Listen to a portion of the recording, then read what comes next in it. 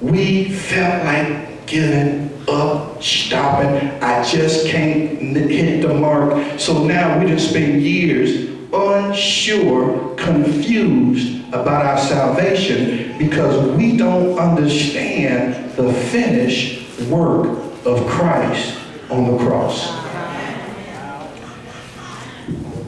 One of the reasons why sin is so prevalent in our churches, somebody say our churches, your church and my church too,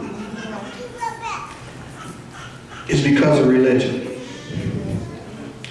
I'm going to say something real radical, but I got scripture. I want y'all to turn to the 10th chapter of Hebrews. And I can't read it in my other Bible to really give us an understanding.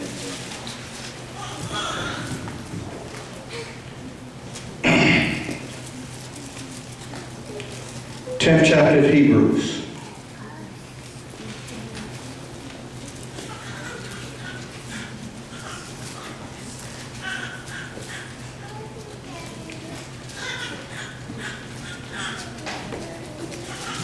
This is powerful. For the law, having a shadow of good things to come, and not the very image of the things, can never with those things, with those sacrifices which they offer year by year continually, make the comers thereunto perfect. For then would they have not ceased to be offered, because that the worshipers, once purged, listen to this, should have no more conscience of sin. But with those sacrifices, there is a remembrance made of sins every year. So, what that is saying, in God's intention, when he died on the cross, when we got born again, when we got saved, we became believers, when we were filled, we should not have a conscience of sin. In the Old Testament, when they had to make sacrifices over and over and over again, it always put them in remembrance of their sin. How many of us grew up, and maybe don't, but every message was about sin? Almost every message was about sin, and it constantly put us in remembrance of it. I'll show you one more thing. Turn to Corinthians, 1 Corinthians. Pastor, this is how I flow now. This is how I flow. I feel like hooping, but if it comes, it comes. But if it don't, this is how I flow. Listen to this. If I can't give you the word, ain't nothing else I can give you. 1 Corinthians, the 15th chapter. I believe it's around the 56th verse. Let me read it the 55th. O death, where is thy sting? O grave, where is thy victory? Now listen to this. The sting of death is sin, but the strength of sin is the law.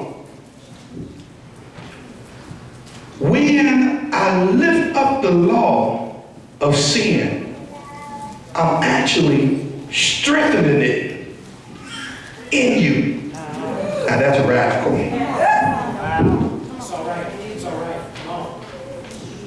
When I'm telling you what to do and not to do and where you should do and how, I'm actually strengthening sin. That's it. Yes.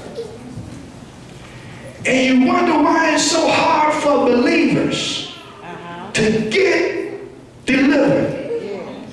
Because when you read, when Jesus Christ died for sin, he died for it once and forever. Your sin has been paid full and complete, past, present, and future.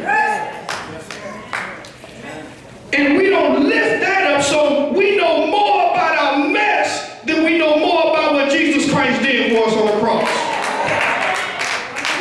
So now my focus is every day, Lord, I don't want to sin. I don't want to sin. Besides living, Lord, I'm arrested to finish work that you died for me. You paid for my sin. Where your mind is what you're going to do. And if your mind is on your weaknesses, your frailties, your mess, that's what you're going to do.